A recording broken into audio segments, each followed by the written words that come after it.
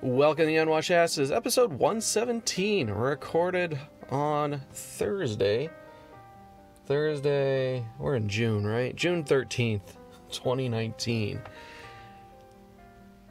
I want to talk to you about a childhood favorite of mine, something that's going to harken way back and yet is still relevant in today's modern culture. That's Godzilla. Godzilla was always my favorite monster growing up. When it came down to big giant monsters fighting with, Godzilla, King Kong, Mothra, Rodan, Ghidorah, or Gamera, even things, extending out into like Transformers with Optimus Prime or Voltron, or really anything that involved something bigger than normal. You always had Voltron fighting the Robeasts. When it came to the big guys, Godzilla was always my favorite. And not just the series, but the character himself. Something appealed to me about Godzilla. Even to the point of, I had immediately latched on to Blue Oyster Cult's arguably pretty bad Godzilla song. I just loved it. Everything Godzilla. And I always remember being disappointed at how terrible the Godzilla toys were. I always wanted like a really good Godzilla and could never find one because, it was Toho. It's a Japanese property. While it's popular over here, I don't think it was popular enough to get kind of the recognition it was after. And now that's got me wondering if I can find a decent Godzilla toy to prop up on a shelf somewhere. I think he'd go well with the Black Lion from Voltron. Anywho, Godzilla movie recently had come out. Now, this is a sequel, a follow-up to the Godzilla movie that was released in 2014, a movie which I had not seen. I was anticipating seeing that one. I was excited, like, oh, we get a new Godzilla, and look at that, he looks freaking amazing. It's going back to the chunky, thick boy Godzilla, where he's so dummy thick you can hear the clap of his ass cheeks before he even hits shore. Unlike the svelte, sleek, redesigned Godzilla from the 98 Matthew Broderick, just train wreck. Okay, cool, we've got a Godzilla movie. It's coming out. It's got even like Bryan Cranston in it, and I love Bryan Cranston. This should be amazing. And it was one of those things where I wasn't pressing on my time. I wasn't going to go see it opening weekend. And I'm kind of glad I did, because when I waited for reviews, it's like, yeah, this is a lot of human drama, and Godzilla is barely on screen. I forget what his total screen time was, but it was between 5 to 15 minutes. He was barely on there. And so my reasoning is that when you go to see a big monster movie, you're usually going for one reason, and it's the big monsters beating the shit out of one another. It's not something where you want to go see it be for the human drama.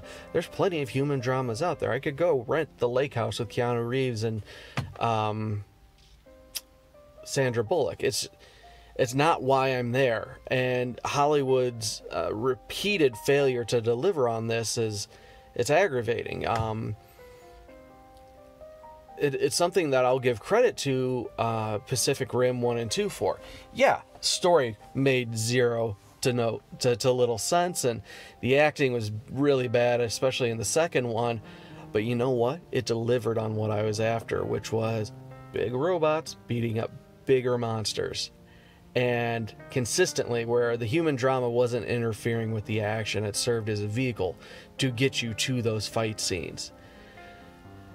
So that's going to lead us to Godzilla of 2019, which was it's a sequel to the 2014, where it picks up some number of years after the 2014. And we have essentially a story where monsters are now known. They are a known quantity. Humanity is trying to figure out, do we kill them? Do we protect them? Does killing them protect us? Are we the real monsters? Blah, blah, blah, blah, blah, blah, blah, blah, blah. Now, the movie opens up in a very fantastic shot with Godzilla just completely trashing San Francisco. And this is where you get a sense of scale that I feel is missing in a lot of monster movies, where it's shot from like the ground up. You have the perspective, as you would, of just being a normal person there, and you realize just how towering and imposing and goddamn terrifying Godzilla is, because he is enormous. He stretches high up into the sky, and part of me wants to go see this movie again in a theater with better sound quality, because our local theater, while they did, redo the screens, their sound system leaves something to be desired, in that whenever you have like a big, loud, booming, something that's supposed to like shake you to the core, something that usually requires a subwoofer, my local theater doesn't deliver. But you could tell by what that system was struggling to do, this was supposed to be a big, powerful moment. Anytime you hear Godzilla's footsteps and his iconic roar, it's supposed to shake you to the core. And I got that sense, and I'm like, oh, this is awesome. This is what I've been after. And immediately then it cuts to human drama. The story revolves around two estranged parents and their daughter. The scientists are working for this company called Monarch. Monarch was tasked with finding the ancient titans, which had dotted the planet before, and they're currently fighting the government. The government wants to know the locations of the monsters so they can destroy them, and Monarch refuses to give that information up because they believe the monsters should be protected. Now, in this case, we have the two scientists had come up with a sort of sonar system which allows them to communicate on a very basic primal level with the monsters, and it almost is like a hypnotic device where it can control their emotions to an extent. It can make them enraged, it can calm them down, so on and so forth. But they had decided during the last attack, when they had lost their son, they have two children, they lost their son, that this technology shouldn't come to fruition. It's not something they should pursue, but this ultimately caused a rift between the two of them, and Papa Bear went off to go take pictures of wolves while Mama Bear took their daughter and continued to work for Monarch and develop this technology in secret without him knowing. So there's a strain on the relationship there. Mother and daughter are working at the site where they're uncovering Mothra, who was just in a worm larval state. And then we have a terrorist attack on the facility just as she's gotten Mothra under control. They steal the technology, Mothra escapes, and the movie goes on. So now we have this rogue entity that is trying to use this device to awaken the titans of the earth and essentially bring about destruction. Now, here's where it's going to get spoilery.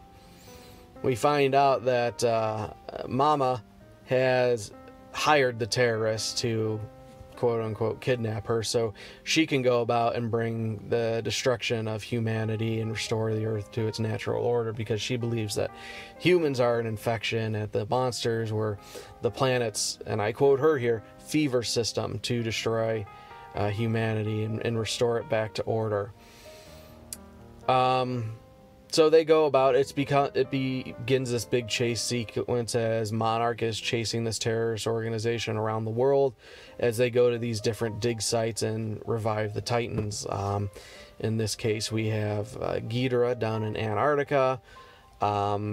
We have Rodan in Mexico. Mothra's hanging out on her own. And now that I think about it, those are really the only Titans that we see aside from Godzilla himself.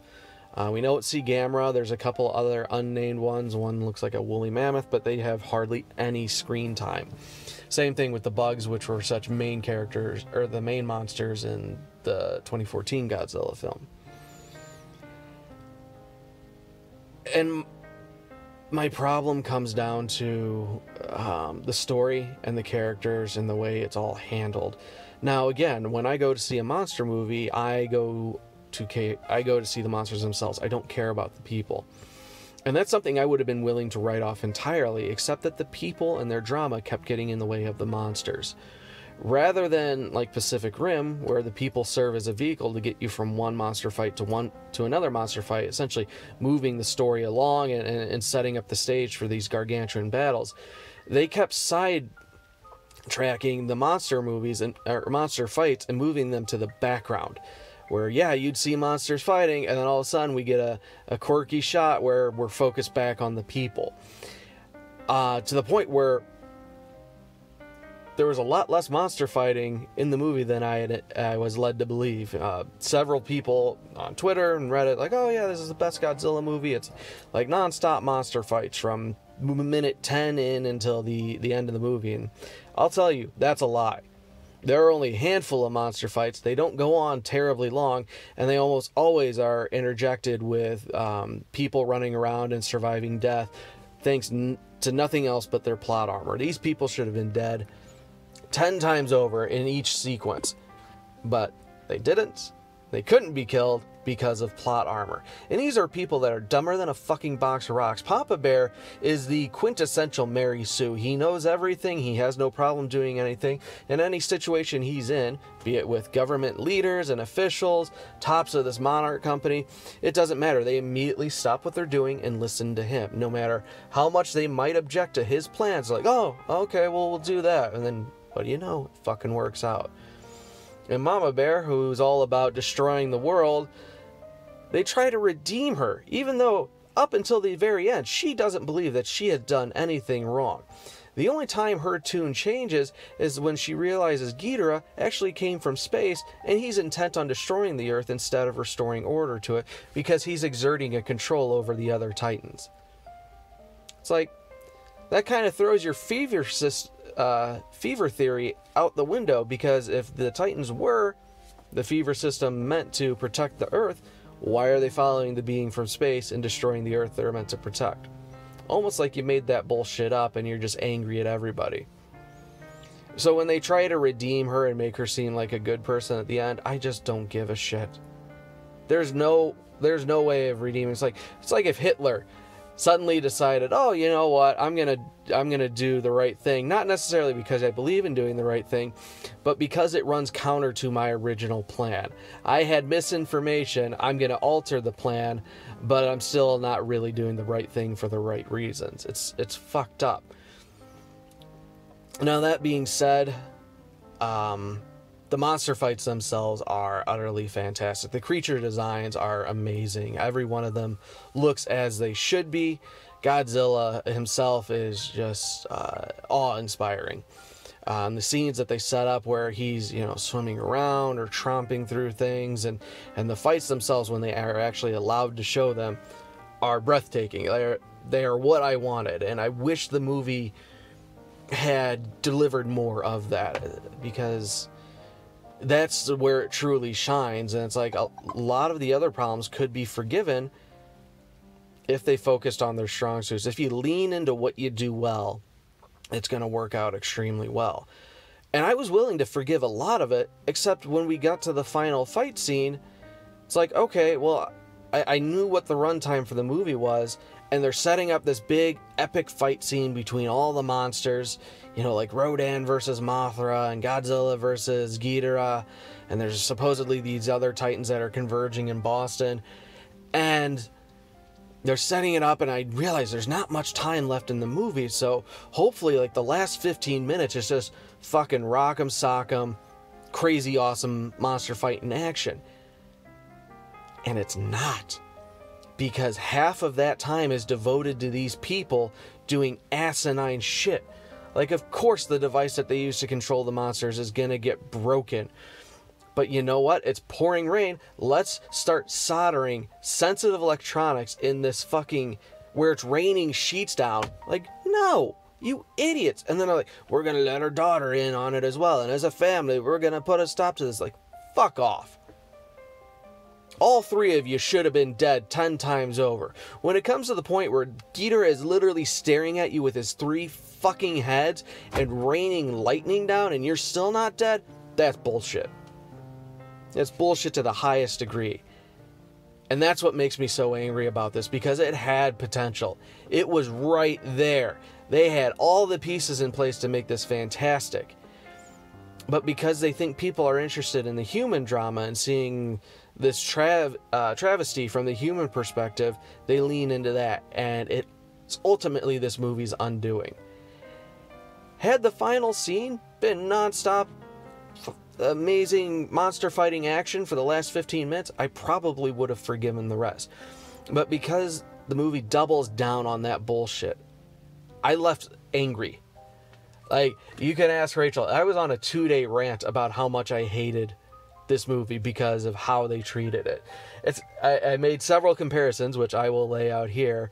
It's like, when you're in high school and things are getting hot and heavy with your girlfriend, and you're both relatively inexperienced, you're raging with hormones, and you're constantly wondering, is this the night? Is it going to happen? And, are we going to do the sex? And it escalates and escalates and escalates, and then eventually she just turns off. She gets cold feet. She doesn't want to go any further. And, that's entirely her reasoning. That's respectable. But the point is that you are then left with these massive, aching blue balls, and there's no release. You just go home frustrated, and, you angrily jerk off. And even then, you're not satisfied because you had a solid hour of teasing and then nothing. And that's what this movie was. It was a solid hour of 2 hours of just teasing and teasing and teasing, and then the payoff wasn't there. The other analogy I give is like, I like Raisin Bran Crunch.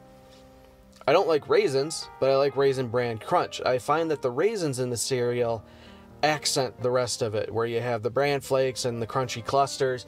The raisins add a little bit of something to it to make you appreciate the overall bowl of cereal.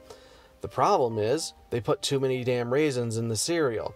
And so as you start working your way through the box of cereal, like, you'll take a bite and there'll be a raisin. Like, it's not awful, but I understand how it serves as a whole to pull the cereal together.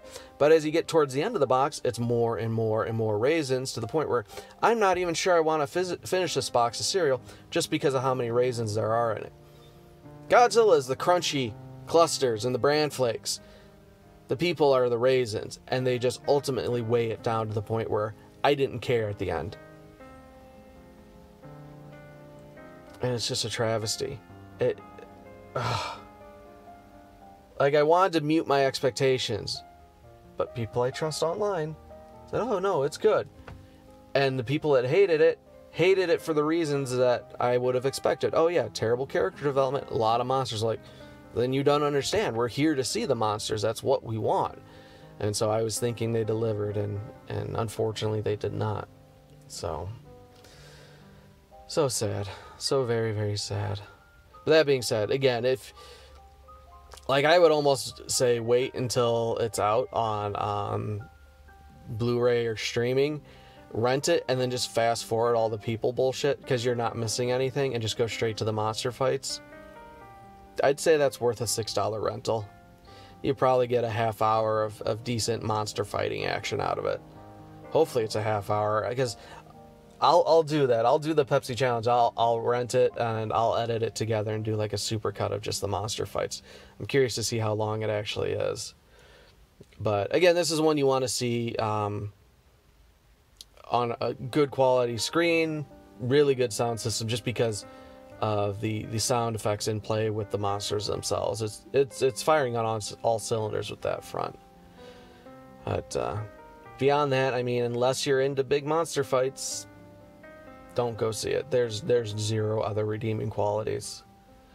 So that's gonna wrap it up. We'll be back. I don't know when, but we'll have another episode up here shortly.